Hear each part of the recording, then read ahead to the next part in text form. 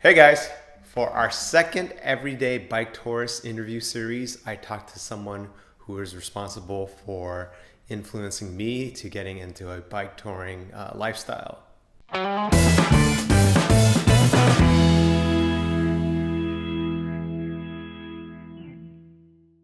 So we talked to Joseph Philipson in Long Beach, California for this interview.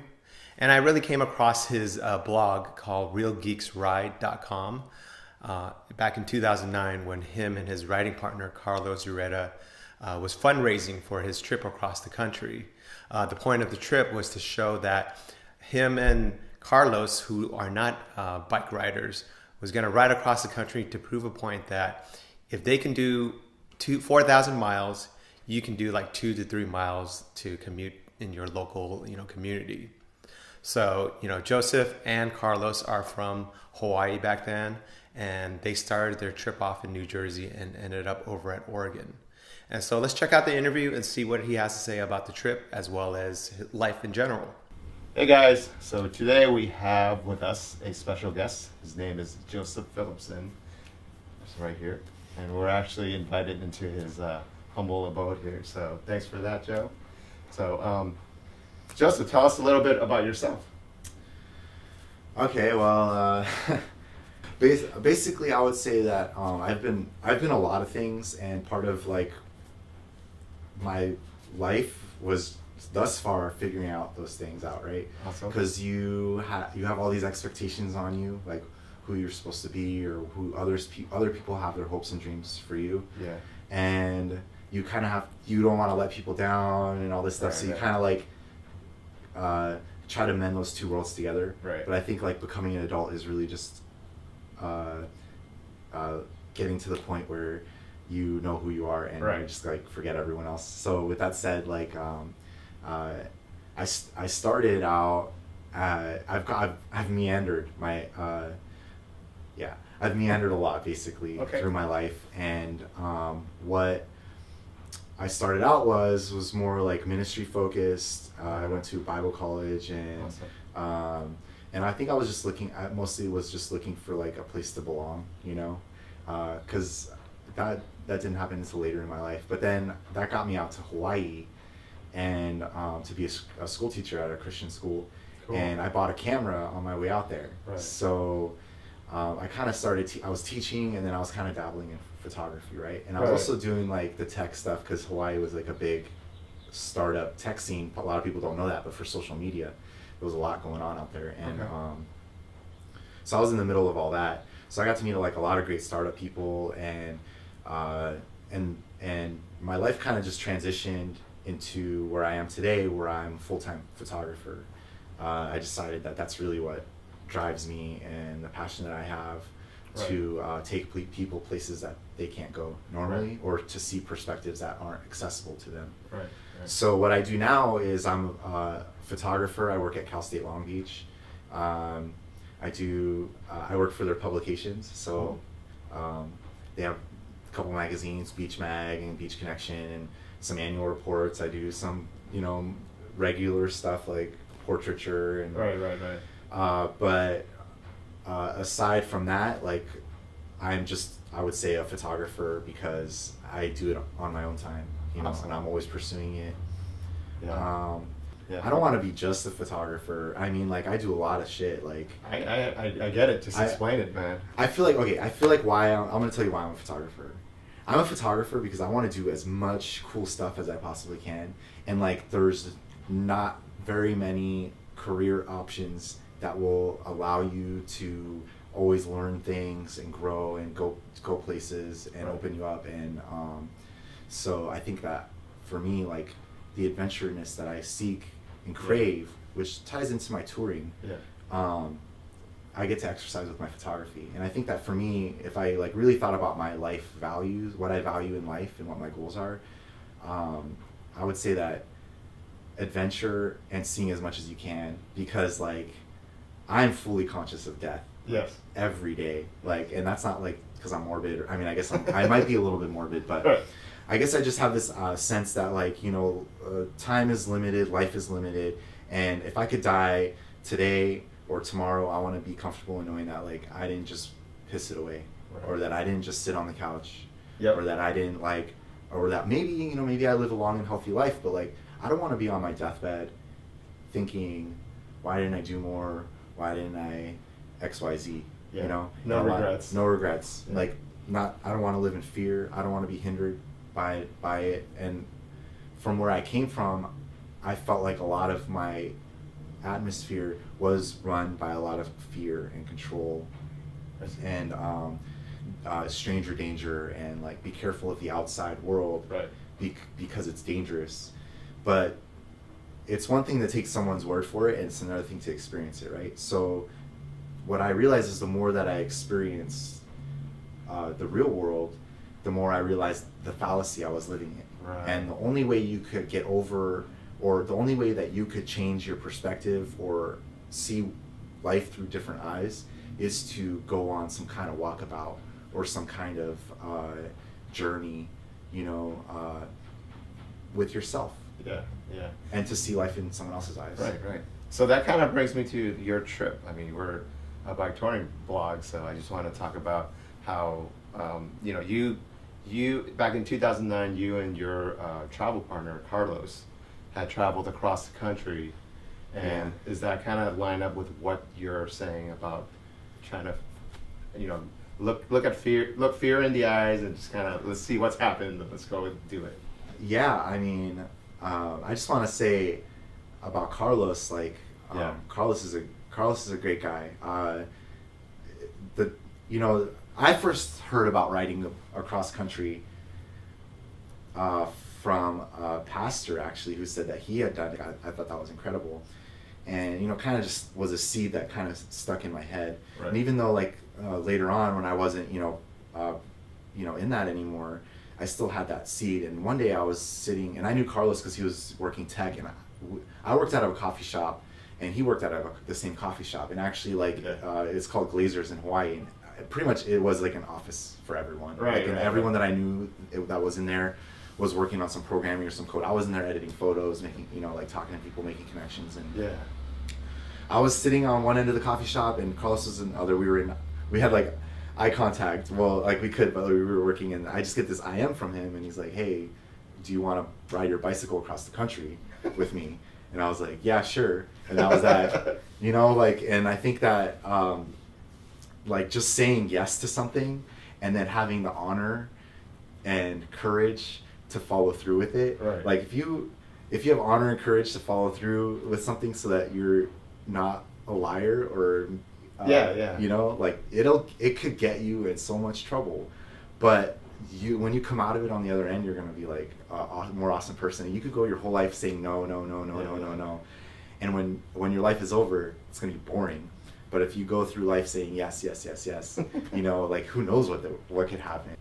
If you just say yes more, then a lot of you might be put in uncomfortable situations, but that's what builds character. That's the story. When you hear a good story, it's not like, oh man, I got on the airplane and everything went really well and the food was delicious and then we landed. It's like a stupid story. It's the best stories are the ones where there was conflict or something happened. Okay.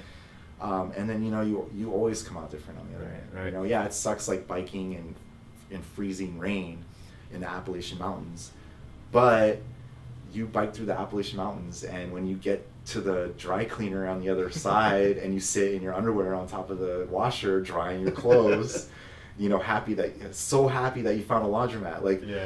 Like a normal everyday average person would never know what it feels like to be just like so excited to see a laundromat. Yeah, they don't get it. They certainly don't get it. When you're in that dire situation, and then because I have that experience of what it's like to live outside in the environment. Mm-hmm. I'm like this privileged white guy, Now when I see a homeless person, I can maybe identify with him a little bit and feel what he's feeling, that he has to live on a sidewalk outside, because I've slept on a sidewalk outside before. Yeah. And even though I had a nice mat and a sleeping bag, and I was still better off because I had the hope of a future. At least in that moment, I can have maybe just a little bit more empathy or understanding of what that person's situation is like, right? Right. And I think travel and adventure, they challenge you not just physically or mentally, but also like on an emotional level, on an empathetic level. Because if you know, like you see something, or you have something in your life that you need, like one thing I loved about the bike ride is that if you have something that you're working on in your life or you're wrestling with, like there's nothing better than sitting on a bicycle for 10 hours to think about it. Right. You know? Right. And to think about it a week, 2 weeks, a month. Right. You know? And like along the way you meet people, and maybe that thing that's on your head, you can have a conversation with a total stranger, because like they don't know you, you don't know them. Yeah. You know, how can you judge each other? And exactly. then you just get an honest conversation on the other side. No matter what that person's beliefs are, you're going to get the truth from them, because they have nothing to lose. They're not trying to, right, you know, save face with you or anything. Exactly. So, I guess, how did you plan it all out? I mean, it's just an IM thing. You want to practically, yeah. We split up the workload, me and Carlos, but like I really feel like he had more of the heavy lifting, because I just didn't know what to do. Like he wanted me to come because his mom didn't want him to go alone. But no, I think he really just genuinely, he said he wanted the company, you know, and it's like, it's a rough ride to try to do alone. But the company would have been good, and he wanted help with the planning, but like I wasn't really up to understanding how to put something together like that. Yeah. So he gave me some tasks and I did my best, but oh, cool. he was the one that put together like this packet to like raise money. Oh yeah, right, sponsors. Right. I saw that. And we hashed out the name, you know, like I would say that if I had to like break it up, I would say that Carlos did like the work, and I did like the showcasing and like the promotion. You're like the sales guy. I mean, I did that work. He did like the writing and the pitching, and yeah, which I learned a lot from him. Like because of him doing that, I learned too, like how to like expect to do stuff like that, you know. That's so it's cool. really good, and how to reach out to companies and basically pitch them proposals. And you know, we got sponsored. Like it was great. We got our bikes sponsored. Like my long haul trucker was sponsored by Meta Filter, tech company. The owner is like an avid biker, Matt Howie. Yeah. What's up, man? You know, he bought us our bikes, and that was That's just awesome. incredible. You know, and then because I didn't have any money for this, dude, I was learning to be a photographer, freelance. Right. And I was like, you know, there's varying levels of photographers. I was the guy that's like trying to do portraiture and weddings and just not having an easy time doing it, right? Yeah.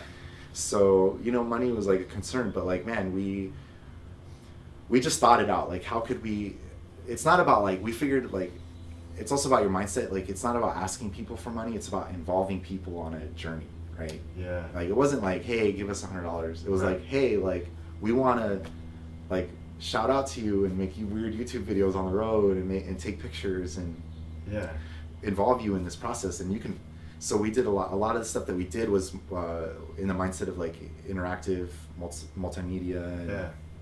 And, did you have to be like more conscientious of that when you're traveling? Like, okay, I bet we better say, it kind of had to be planned out, like we should really say something about this company. But yeah, we really did, and we had this like goal of like making a video every week about our trip. But you know, I don't think either of us really expected how demanding physically the ride was going to be. You know, and like, you know, if you have to bike 8 hours that day, you have to bike 8 hours that day. So that means like every time you stop and get your bag and take out your camera, put the lens on, and take the picture, that sets you back 5 minutes. You know, you do that 20 times and you're an hour behind. Yep. And then, you know, and Carlos was always way ahead of me, like miles ahead of me sometimes, because I was just like hanging back trying to make a photo or like, you know, but like eventually I would say like before we got halfway through the country, it just was like, it was almost impossible to edit video, and we still made content, but it was like too much. I don't think it wasn't expected it, and and a lot of it I think about is just limitations of technology. Like now, dude, we would just use Snapchat, and then that would be that. Right. You know, we would just make it and it would be up. You know, but like back in the day, you had to like 2009. Yeah, you had back in the there was no Facebook back then. Yeah, man, it was a little bit more difficult. Yeah. We did have some new features that were pretty cool. We had live GPS tracking. So if we had a map, and you could literally see where we were, and it was fun. We had people literally drive up and shout at us by our names, like, hey Joe, hey Carlos. We don't know who these people are, asking us if we want water. Like, we're riding and they're pulling up on cars in the middle of nowhere, like, hey, we've been waiting for a couple of days for you guys to get here. We're so excited you're here. Do you guys want some water? You guys need anything? You're like, no, thank you. And then they cool. speed up, and then I'd see them talk to Carlos, and then that was that. And I figured they'd like wait for us up the road to, talk to us. Or no, just never saw those people ever again. I have no clue. But they knew who we were. And that happened a lot of times. Like, we pull into places and people would know us. Pretty cool. Like, before all the social media, I mean, you're getting interaction from people. That's actually pretty awesome. That's pretty neat. I mean, we had Twitter, yeah. But that was pretty much the extent of like social media. Right. But so we did like we thought that the really important thing was to involve people. Right. And it's kind of like that Kickstarter mentality. People don't want to buy a product; they want to be involved in the process. Right? Yeah. So we involve people in that. We also thought, like, how could we break it up? Like, we had people that gave us generously, bikes, bags, but we broke it all the way down so that even people that didn't have a lot to offer could still participate. So we broke down, like, even down to the level of the meals that we were having, so people could buy meals. Because cool. like, you're my buddy, right? So if I know you're biking cross country and you're gonna be coming through my town, damn straight I'm gonna ring you up and say, hey, let me buy you lunch, right? Yeah. Well, why do you need to be there for that? Right. So we said, hey, if you guys can buy us lunch or dinner or breakfast, as if you were there with us, and we'll give you a shout out. That's a great idea. And we did that. And we told them what we ate. Yeah. They gave us the money. We budgeted $15 per meal. Yeah. Which I later realized was not enough. Right. Because we eat so much. Oh my God, we were eating. I would probably eat like $30 worth of food sitting down. So. Yeah. You're burning all that while you're riding, man. Yeah, it's great. But you can eat anything you want. So like, I made a commitment with myself that I would eat at every Dairy Queen I came across, and sometimes there was 2 in one day. Oh my God! And it was rough, but like, I just had to have that chocolate malt, But like, getting people to like be able to participate. So buying meals and even just like shouting it out or saying hi or giving us a place to sleep. Like, if they know a friend, we had people in Hawaii that we knew that had family along the route, and they would hook us up. That's cool. That's good. Cool. Very, very cool. How about training? What was involved? You did not train at all. I wanted to train. Right. And like 2 weeks before my ride, I was like, okay, I gotta do this or I'm gonna be feeling it. So I rode my bike 47 miles. It was around Big Bear Lake. Okay. Because I was living up in Big Bear Lake at the time. Yeah. And I rode my bike around Big Bear Lake, and it was 47 miles. And dude, I was dead, and I was freaking out because like I had to go in 2 weeks. I had to go to New York and meet up with Carlos. Yeah. So I went and I just did it. Yeah, that's awesome. And I tell people like, and that's kind of like that proved to me like, holy crap, I can do it. The first day we biked through the entire state of New Jersey. We started in Atlantic City and we ended crossing the Delaware River. Interestingly enough, like where George Washington crossed the Delaware. Yeah. And right when we crossed, we actually met a biker who had been commuting home. And she was like, what are you guys doing? We're like, we're riding our bikes across the country, and it's our first day. And she was like, what? Where are you staying? And we're like, actually, we have no clue. It was like the first day we were biking, we had no clue where we were staying. And that was like nerve-wracking for me a little bit. Because like I never done anything like that. Yeah. But she was like, you guys should stay with us. And I was like, okay. And we biked over to her house. She cooked like 3 huge fat steaks. Carlos is a vegetarian, so I got to eat his steak. It was glorious. And but wow. Man, we had a hot bath. I had a hot bath, and we had our own beds. It was like, dude, it was like, spoiled. I know. I was like, dude, if this is what it's gonna be like. Yeah, you guys sign me up. Yeah, but yeah. That was 65 miles that day, and the next day, dude, I felt it so bad. Yeah. Like I couldn't believe it, but you know what? The only thing you can do is just like push the pedal one more time. And I think that's the greatest takeaway that I learned from my bike ride is that no matter what mountain is in front of you or vast distance or plain, it doesn't matter. Like, you're going to have to get through it. And the only way to do it is just push that pedal one more time. That's one a more great time. message. Over.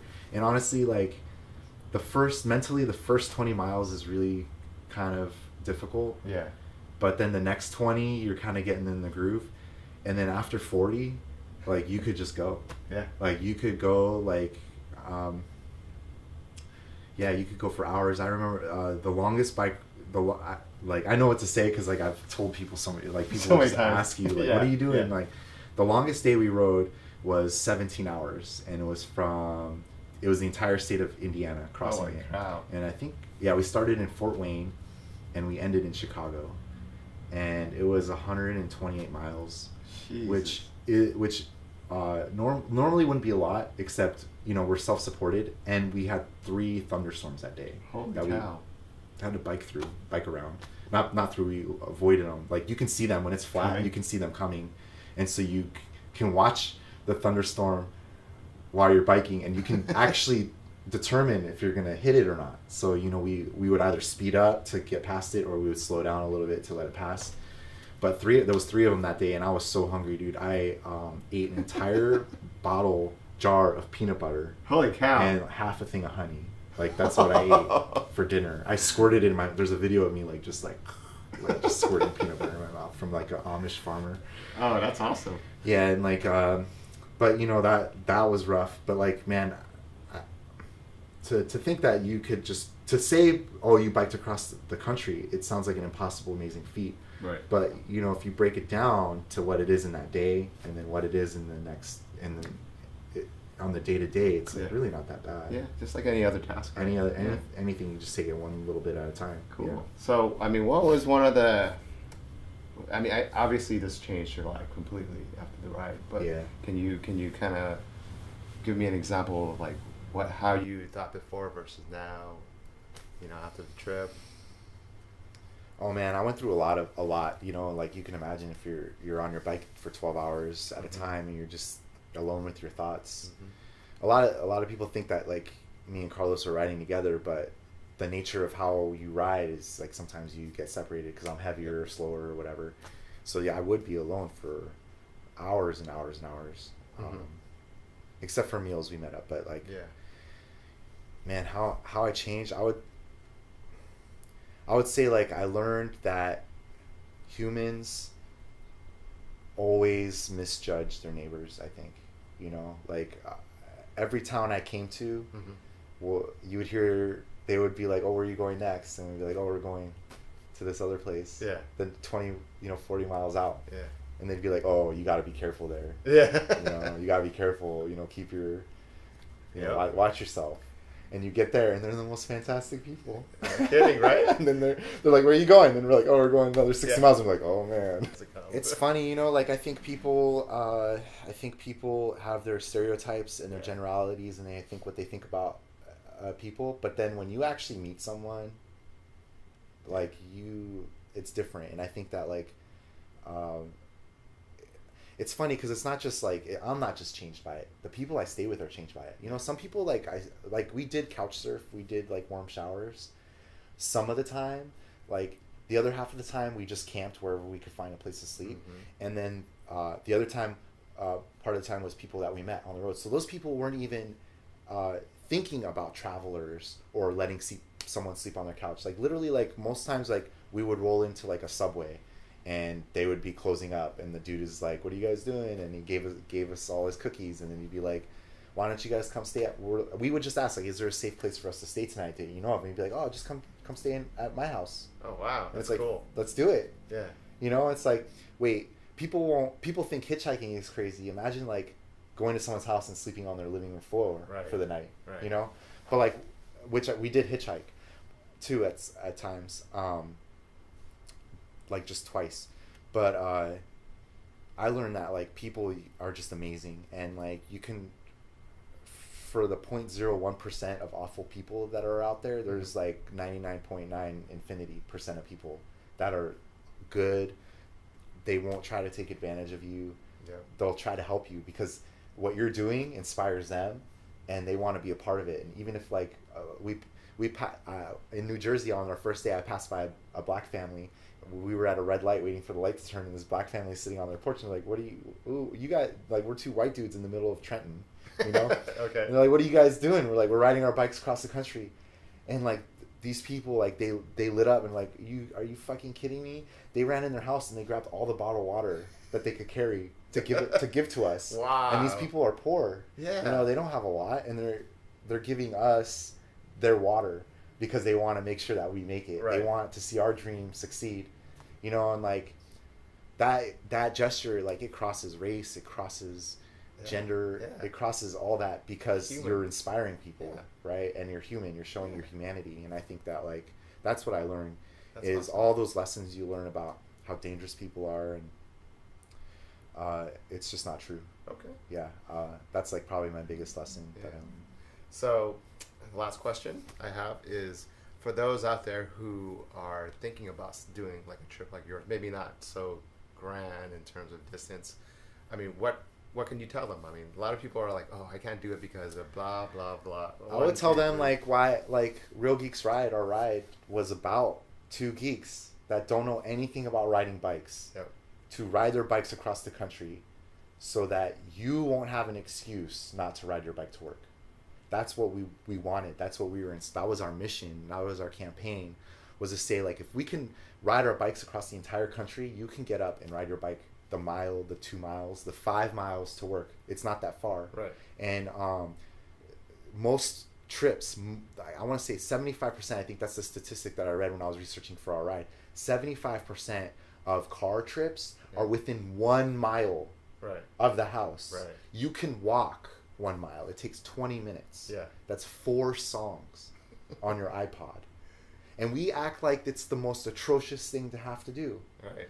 You know, and like we have the benefit of living in sunny Southern California, but people will drive to go to the Rite Aid down the corner. Yeah. And it's like, why? You're destroying the environment. You're causing great risk to yourself and to people around you.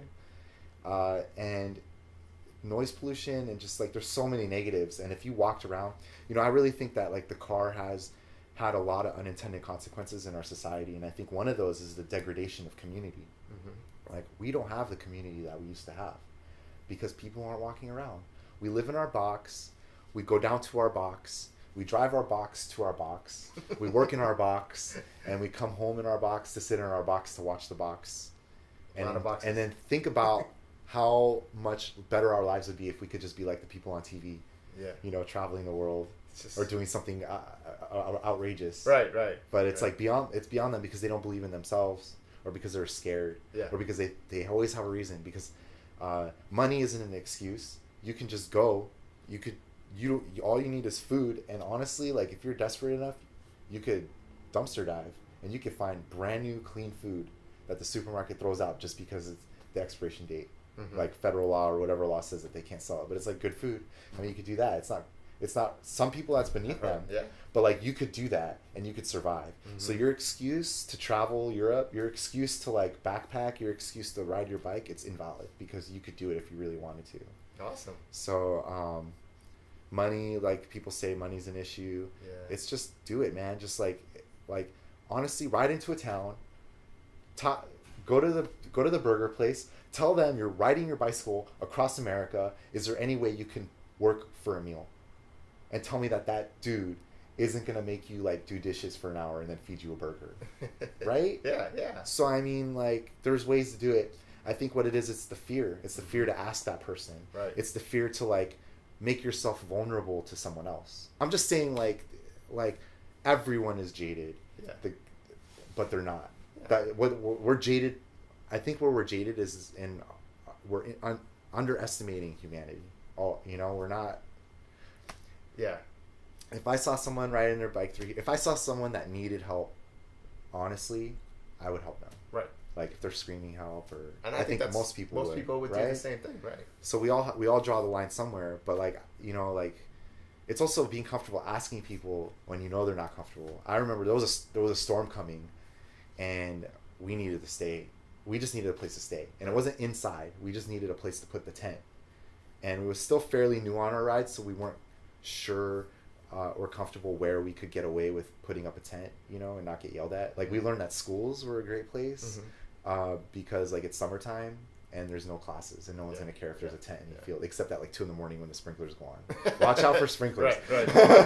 But we knocked on this woman's door. There was a storm coming. We knocked on this woman's door.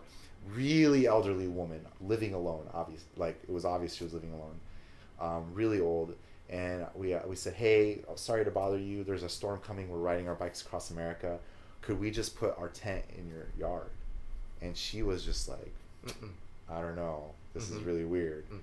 I mean, think about it. She's all by herself, and we're just these two guys. You know, so there's this like fear factor that's implanted in you by media and like society, right? That something weird. But you know, she hesitated, and she said, okay, you can put your tent around that back over there. And we said thank you, and that's all. We put our tent up, and we went to bed, and the storm came, and we slept during it. It was awesome. And the next morning we hear this woman like, hello, and we open the tent, we poke out, and we're like, hey. And she's like, oh, would you like some breakfast? And we're like, yeah. And she invited us in. We found out her name was Ruth, and she loved hummingbirds. So she had a hummingbird feeders like all along, like a clothesline length of hummingbird feeders. And there was just dozens all the time of hummingbirds just coming and feeding off of them. And she loved the hummingbirds. And we talked, and she made this like diced up ham spread onto toast. It was really gross. Like, it was really nasty. But like, I like ate it and thanked her for it. And honestly, I was just amazed that this person who was like so distrusting the night before about us, the next morning invited us into her home to feed us, and share it with us a little bit about her life. And I'll remember her name probably forever. Like, I'll remember everyone I met on that. That is so cool. Ride. And yeah, man, it was good times. But yeah, I think people just, there's a destruction of society. Our society isn't the way that it was, and I think that's why a lot of people in the first world like to go to the third world, right? Because they get that sense. You know, they walk around the street and there's people selling food, and there's the hustle and the bustle. You know, it's like that community, and that doesn't really exist because of the car, right. So, but you kind of see people are slowly trying to change their ways. You know. Yeah, I think so, and I think like technology's helping. I think that electric bikes are going to be huge. Like, I think that if you have a car, I think that what we need collectively is to understand that is that you can have a car. It's fine. I'm not hating on cars. You know, if I have to drive 300 miles, I'm gonna take a car. Yeah. But like, you should offset that car use with some bike use. Right. You know, you should offset that somehow. And I think electric bikes is great because then people can still grocery shop and get around without having to use their vehicle all the time. And I think that if we get there, then you can wave at someone that you see, you know, on their bike, or like someone at the coffee shop. You know, you have all these incidences where you collide with people, and you limit your level of collisions, you know, by living in a box. Yeah, that's right. Well, thank you for your time, sir. Thanks. Good talking about everything. It's just awesome just to catch up. I mean, there's a lot of aspects I didn't even know about your trip, which is great. Yeah, I could talk probably at great length about it for sure. Big thanks to Joseph for having us over at his apartment in Long Beach. It was great to catch up with him and really spend an awesome day with him. It was awesome to kind of see him kind of grow as a person from the time when I met him like back in 2010. So big kudos to him for what he's doing with his life. And hopefully this video gives you a little bit more inspiration to take on your first or next trip. If you want to find out more about bike touring, check out MilestoneRides.com. Thanks for watching, guys. Check out my last video here, or subscribe to my channel for more bike touring topics. So until next time, make sure you get out there and discover your ride.